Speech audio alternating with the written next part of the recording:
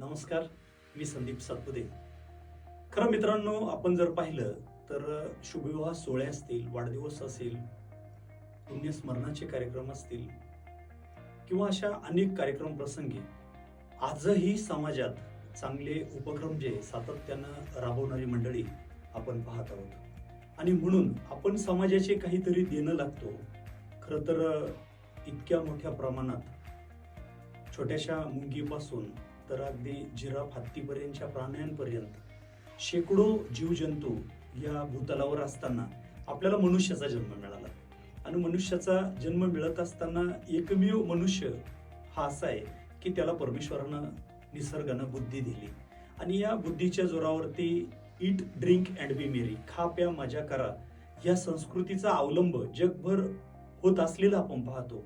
पण तरी सुद्धा आपल्या या भारत देशामध्ये आजही समाजात चांगले उपक्रम राबवणारी मंडळी आपण सातत्यानं पाहत असतो. अहिल्यानगर जिल्ह्यातील संगमेर तालुक्यातील सोनुशी नावाच्या एका छोट्याशा खेडेगावात गीते नावाचा परिवार आहे. आणि या परिवाराचा शाही विवाह सोहळा नुकताच नांदूर शिंगोटे या ठिकाणी आंधळे परिवारासमवेत पार पाडला.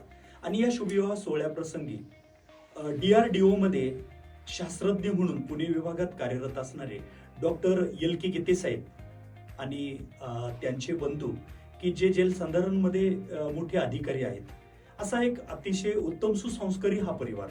या परिवारानं एक निर्णय घेतला की आपल्या शुभविवाह सोहळ्याप्रसंगी कुठल्याही प्रकारे येणाऱ्या पाहुण्यांचं फेटे शाल तुरे देऊन आपल्याला सत्कार करायचा नाही.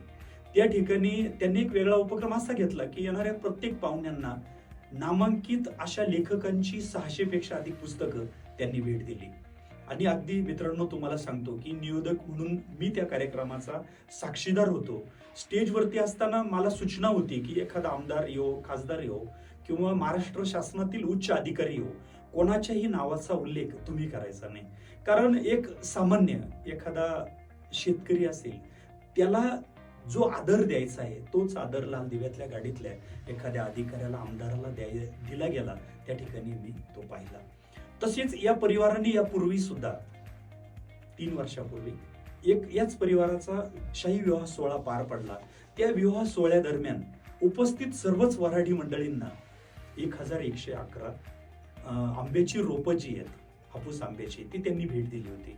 म्हणजे समाजामध्ये आजही चांगले आदर्श असणारे कामं जी काही लोकांकडनं होत आहेत. 1930 सालची स्थापना असलेला ब्रॉसबँड, खरं तर कुठल्याही प्रकारचा डीजे वगैरे नव्हता त्या ठिकाणी. आणि पुणेवरून पुरातन वारसा असलेला हा डीजे त्यांनी त्या ठिकाणी ठेवला.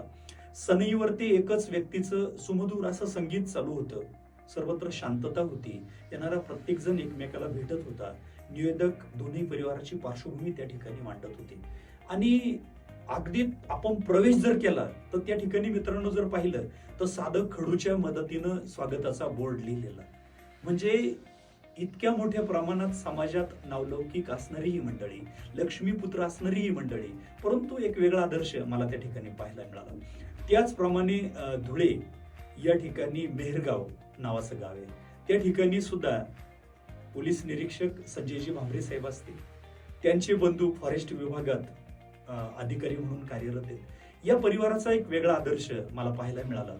अखंड हरिनाम सप्ताह दरम्यान त्यांनी संपूर्ण ग्रामस्थांना एक छान ज्ञानेश्वरीची प्रत्येकाला भेट दिली.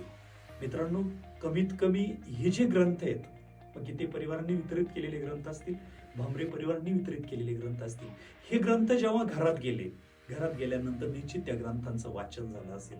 असं म्हणतात की वाचनानं मस्तक सुधारतं आणि सुधारलेलं मस्तक पुढे पुढे नतमस्तक होत नाही. आता भांबरे परिवाराचा हा जो आदर्श आहे किंवा गीते परिवाराचा आदर्श आहे, त्याच पद्धतीनं संगमनेर तालुक्यातील वडगावपान या ठिकाणी विरोधी पक्ष नेते म्हणून पंचायत समितीमध्ये कार्यरत असणारे अर्जुन काशीद साहेब यांच्या एका शुभविवाह सोहळ्याप्रसंगी मी पाहिलं की या परिवारानं सुद्धा वृक्ष जे आहेत, केशरी आंब्याचे वृक्ष जे, तर ते कार्यक्रमादरम्यान वितरित केले. म्हणजे समाजात आजही चांगली कामं करणारी काही मंडळी आहेत. जालन्याच्या भोकरदन तालुक्यामध्ये ज्यावेळी आम्ही गेलो होतो त्या ठिकाणी सुद्धा आम्ही पाहिलं की 2 परिवारांनी एक वेगळा आदर्श त्या ठिकाणी ठेवलेला होता.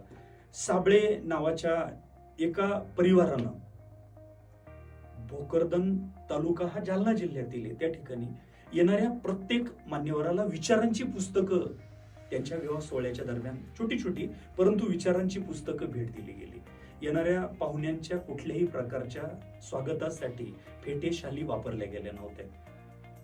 आपण पाहतो की काही कार्यक्रमांच्या दरम्यान एखादा वाढदिवस असेल किंवा पुण्यस्मरण असेल, या कार्यक्रमाच्या दरम्यान आजही समाजामध्ये खूप गरीब परिस्थितीत जीवन जगणारी मंडळी आहेत. मग काही विद्यार्थी असे आहेत की जर त्यांना आर्थिक मदत नाही मिळाली तर त्यांचं शिक्षण थांबून जाऊ शकतं.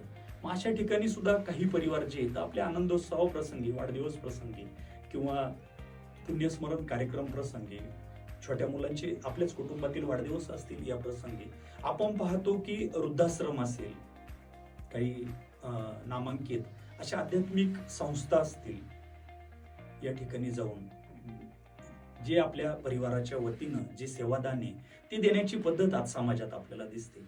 आमचे नंदुरबार येथील एक जिवलग मित्र आहेत, दीपक बाळदे म्हणून.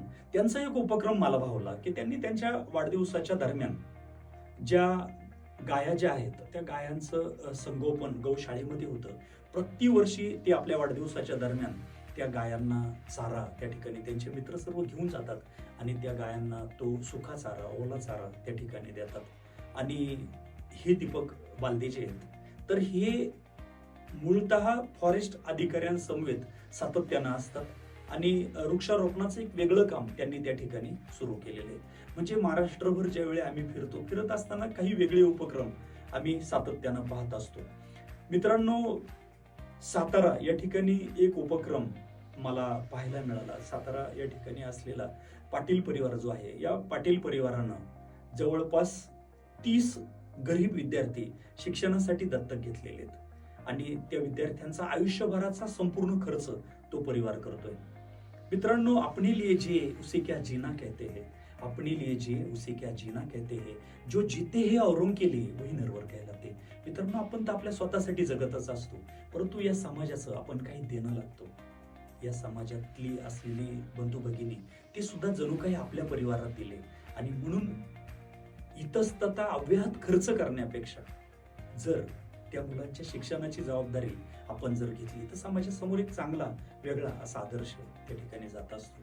आणि आज खरं तर आजच्या या एपिसोडच्या मदतीनं आपण हेच पाहतोय की जर ठरवलं तर काही वेगळं काम जे ते निश्चित उभं राहत असतं.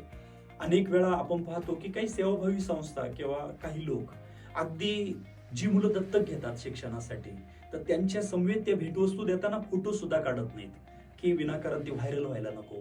त्या लोकांना सुद्धा असं वाटायला नको की मला मदत दिली म्हणून यांनी फोटो काढला आता तो व्हायरल होईल. आमच्या साईबाबांच्या शिर्डी नगरीमध्ये तुषार गोंदकर नावाचे माझे नगरसेवक आमचे मित्र आहेत. तर मी पाहिलं त्यांच्या प्रभागामध्ये त्यांनी अनेक सायकल ज्या आहेत तर त्याचं वाटप त्या ठिकाणी केलं. पिण्याच्या पाण्याचा प्रश्न असेल त्यावेळी त्यांनी टँकर्स त्या ठिकाणी दिले आणि वाढदिवसाच्या निमित्तानं सुद्धा अनेक विद्यार्थ्यांना मदत गोंदकर साहेब त्या ठिकाणी करत असतात. लांबचं जाऊ द्या मित्रांनो, अगदी तळेगाव नावाचं गाव संगमेर तालुक्यामध्ये आज परिस्थितीत थोडासा बदल जरी होत असला परंतु यापूर्वी छत्रपती प्रतिष्ठानचे जे स्वयंसेवक आहेत त्या स्वयंसेवकांनी पाण्याचे टँकर्स जे ते लोकांच्या घरोघर त्या ठिकाणी नेले, पिण्याच्या पाण्याची व्यवस्था केली. संगमनेरचं उदाहरण जर द्यायचं झालं मित्रांनो तर मानवता प्रतिष्ठान नावाची ट्रस्ट माजी उपनगराध्यक्ष आणि कृषी उद्योजक विवेक शेठ कासार त्याचे अध्यक्ष आहेत. त्यांच्या मदतीनं अनेक उपक्रम या तालुक्यामध्ये राबवले गेले. अनेक शाळेंमध्ये हे कार्यकर्ते त्या ठिकाणी स्कूल बॅग असतील, वह्या असतील, पुस्तकं असतील हे घेऊन जाऊन त्या ठिकाणी त्यांनी ते दिले आणि त्या विद्यार्थ्यांना मदत केली. समाजामध्ये आजही खूप चांगली लोक आहेत. फक्त या चांगल्या लोकांना जर चांगलं व्यासपीठ निर्माण करून दिलं तर त्यांच्या पद्धतीनं एक चांगलं काम समाजामध्ये सातत्यानं उभं राहू शकतं. आणि म्हणून जे काही उपक्रम की समाजाला प्रेरणादायी ठरतील त्या उपक्रमांवरती आजच्या या एपिसोडच्या मदतीनं आपण चर्चा केली. धन्यवाद.